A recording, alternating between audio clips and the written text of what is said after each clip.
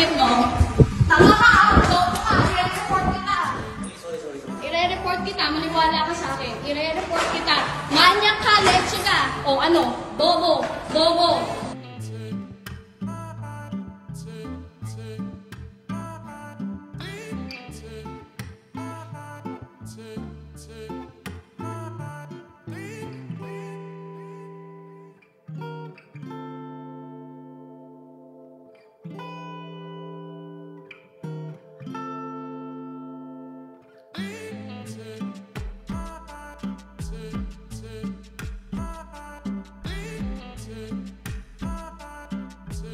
Sean Dominguez, muntik ka ng maray. Trending ngayon sa social media si Sean Dominguez.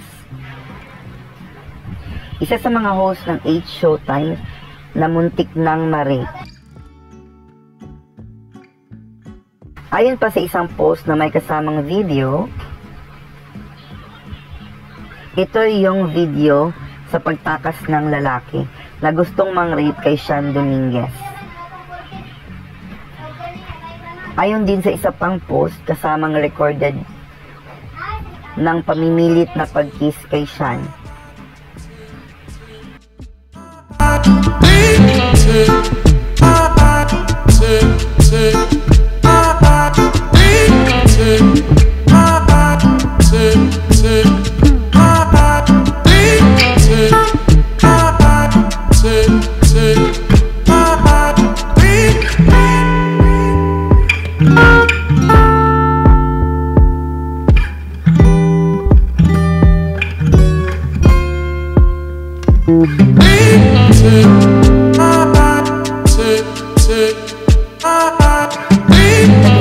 Pinupost ang larawan ng lalaki at ito daw yung pagmumukha ng gustong mang-rape kay Sean Dominguez.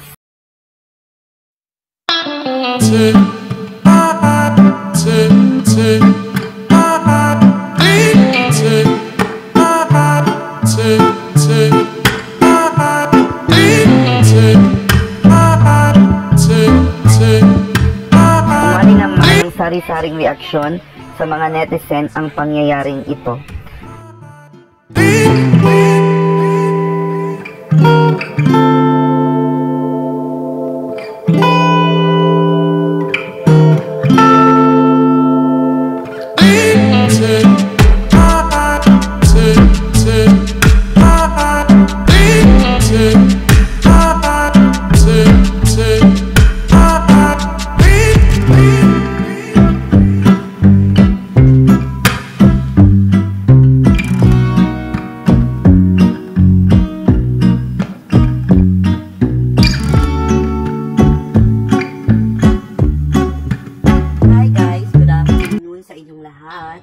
And first of all, magpapasalamat ako sa aking mga followers and subscribers.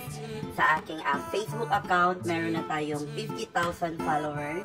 And of course, sa aking YouTube channel, meron na tayong 1.28,000 followers. Maraming salamat sa aking mga followers and subscribers, both sa YouTube and Facebook. So, yun ang ating intro. So, mag-i-intro muna tayo, no? So, ito po ang inyong lingkod, Jovel Rosales. Ano pa nga ba ang inyong isinusulsol sa akin? I-marites nyo na, ha? Dali! So, ang topic natin ngayon, guys, is all about kay Sean Dominguez. So, si Sean Dominguez, guys, ay isa siyang Showtime host kung saan is malapit siyang ma-rape sa kanyang sariling condo unit. So, ang details kasi nun is parang bumaba siya, parang nabasa ko, nag-ano siya ng laundry. Tapos, pagbalik niya sa taas, kasabayan niya doon sa elevator, kasabayan niya sa elevator, papunta sa taas, and then, ang lalaki is sa 11th floor at saka si Sean Dominguez naman is sa 10th floor. So, ang nangyari, guys, is pagpunta niya, pagpasok niya sa condo unit niya, pumatok pa talaga yung lalaki and muntik na talaga siyang ma-rape kasi nga, hiningi daw yung number niya and then, hinawakan na siya sa bandang may bewang. So, ano ba ang maging comment natin doon? So, sa lahat ng lalaki, no, kung walang gusto sa inyo ang isang babae, or in general, kung wala namang gusto sa inyo, huwag ninyong pilitin. Kasi, iba-iba naman ang gusto ng isang tao. Hindi pwedeng dahil gusto mo, is pipilitin mo na because it would cause you na mang-rape ka na or makasakit ka pa ng ibang tao. So, pag gusto mo at wala namang gusto sa'yo, so wag mo na lang pilitin. Kung hingin mo ang number, tapos hindi naman ibigay ang number sa iyo, so wag mong pilitin. Kasi ibig sabihin, wala siyang gusto sa'yo. So, wala tayong pilitan. And of course, mag-aano tayo sa mga fans ni Shans na sana makuha niya ang hustisya na para sa kanya kasi based in the report, nasa police station na yung gustong mang-rape sa kanya. So, hindi ko lang madetali kung ano yung pangalan niya, pero rest assured na kung nakita nyo na yung video, is nakita nyo na yung exact name at yung mukha ng suspect na gustong mang-rape sa kanya. Kasi kailangan pa din siyang hatulan before talaga siya maging before talaga siya makulong. So, kailangan na i-judge talaga kung totoo ba talagang may nangyaring gusto siyang mang-rape. Parang ganon. So, again guys, yun lang ang masasabi natin sa topic na ito. Magpapasalamat tayo sa ating mga followers, sa ating Facebook account. Meron na tayong 51,000 followers. Thank you so much sa inyong lahat. And of course, sa aking YouTube channel, meron na tayong 28,000 followers. Maraming salamat.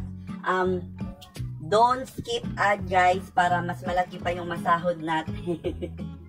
And of course, sa aking mga sponsor, Ma'am Sparkle of Ireland na nagpadala ng 2,000 pesos. Maraming salamat, ma'am. Yun lang ang masasabi ko sa topic na ito. This is I Care, I Share, I